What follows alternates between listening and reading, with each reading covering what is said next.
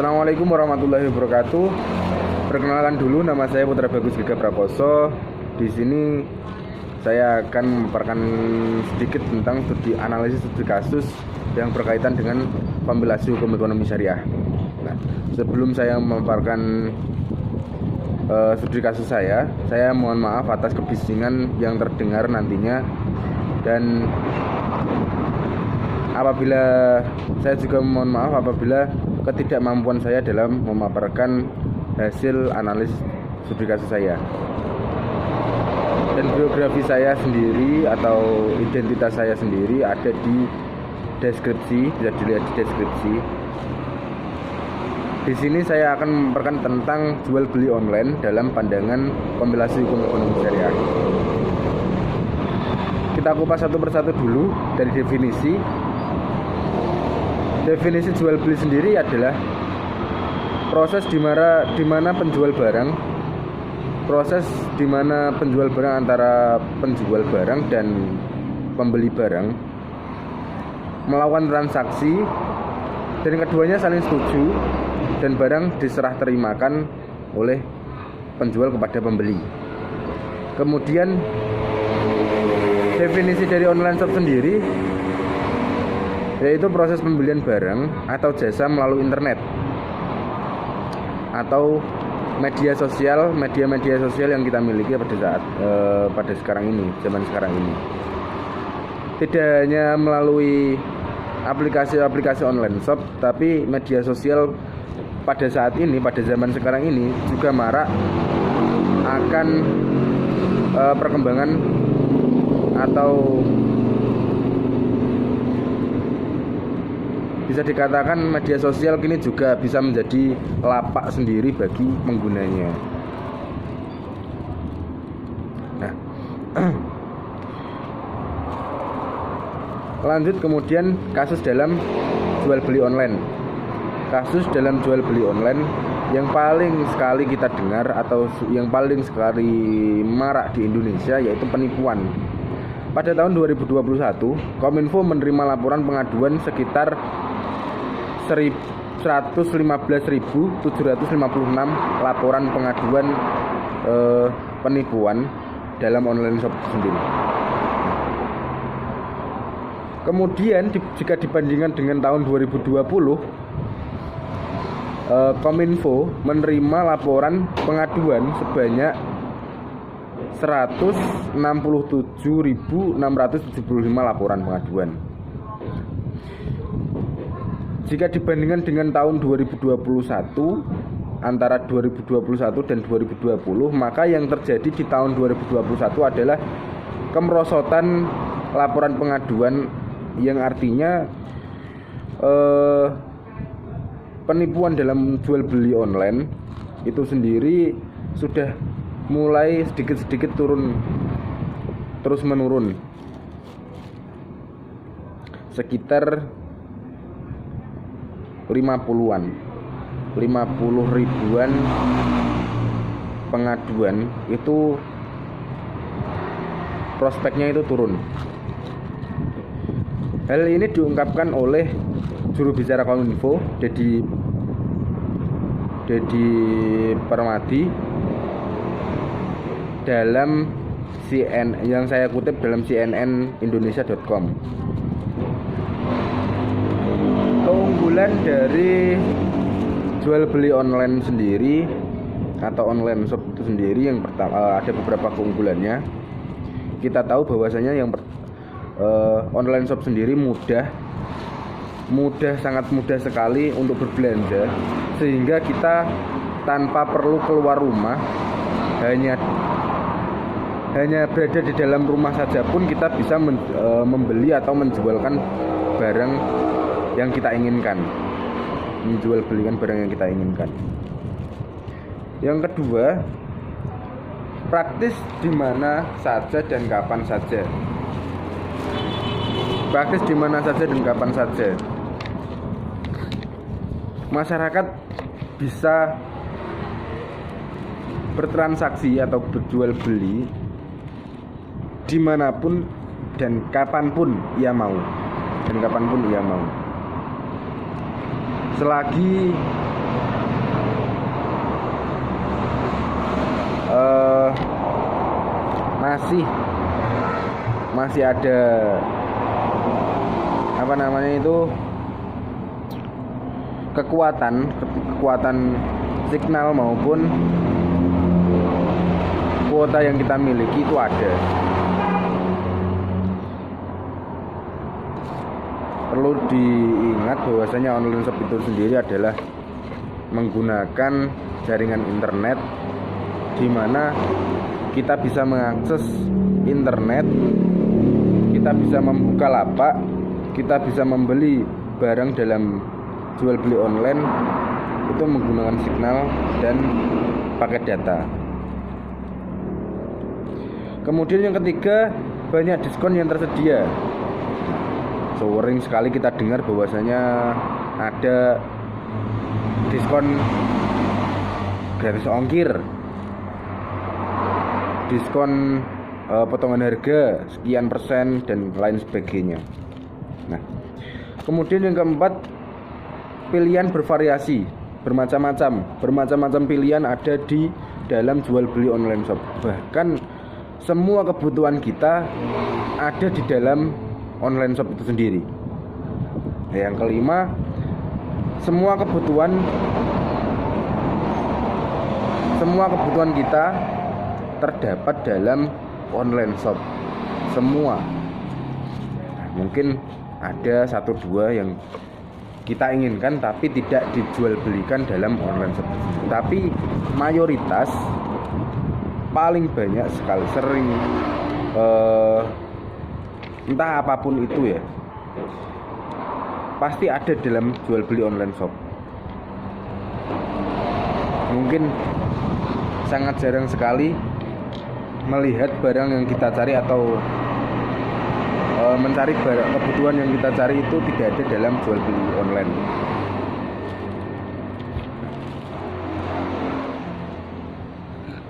Tadi kan keunggulan, sekarang kita berada dengan kekurangannya. Kurangannya apa sih di dalam online shop itu sendiri? Nah, kalau yang saya tulis di sini,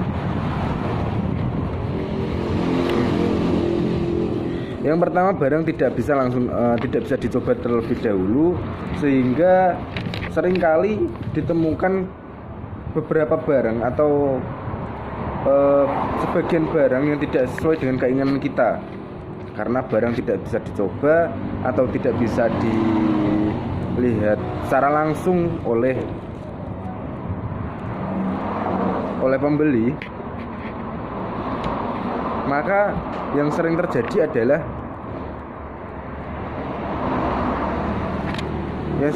adalah ketidaksesuaian antara keinginan dengan apa yang datang, apa yang dikirimkan oleh penjual.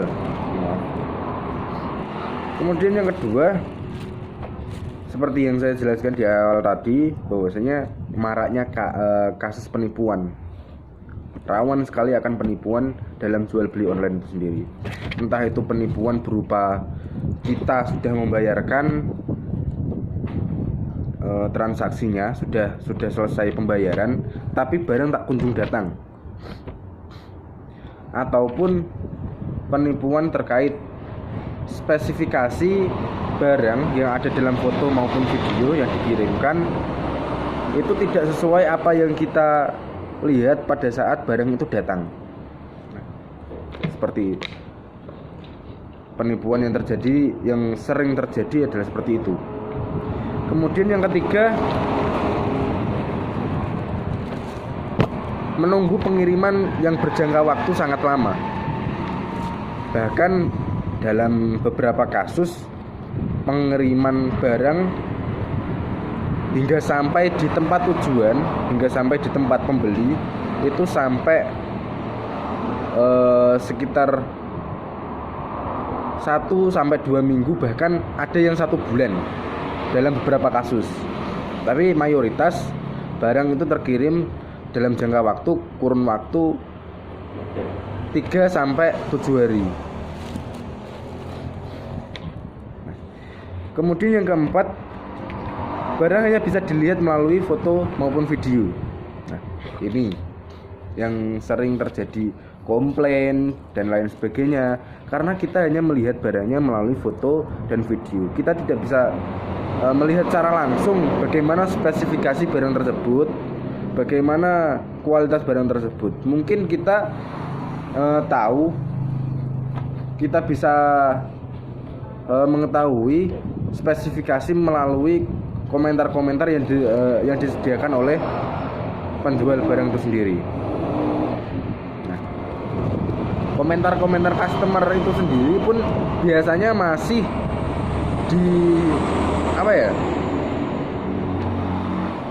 masih istilahnya itu masih diakali oleh penjual itu sendiri, dimana biasanya penjual menyuruh teman-teman mereka untuk melakukan komentar-komentar yang positif, padahal barang yang mereka jual itu adalah barang-barang yang spesifikasinya tidak terlalu bagus, kualitasnya juga tidak terlalu bagus. Rawan sekali barang-barang KW atau barang-barang yang tidak orisinal dijual dalam jual beli online. Nah, itu kekurangan dari online shop itu sendiri, dan masih banyak kekurangan lainnya. Kemudian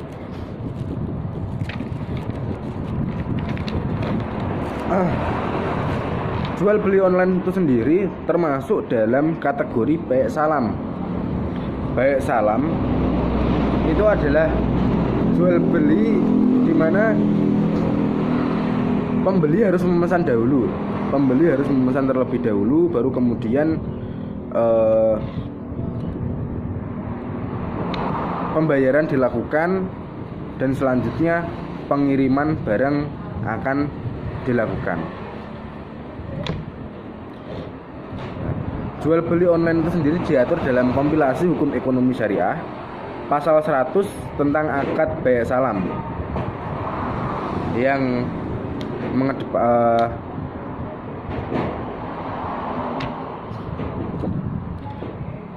mengedepankan tentang kebiasaan dan kepatutan. Kemudian pasal 101 dapat dilakukan dengan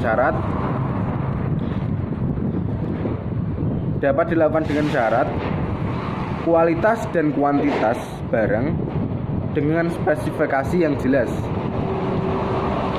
Kualitas dan kuantitas barang dan spesifikasi yang jelas, di mana penjual harus mendeskripsikan barang yang ia jual dan sejelas mungkin, yang ia tulis itu sejelas mungkin. Jadi tidak timbul pertanyaan dalam oleh pembeli. Kemudian pasal 102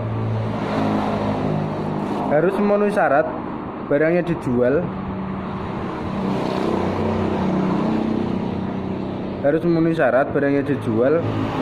waktu dan tempat harus jelas.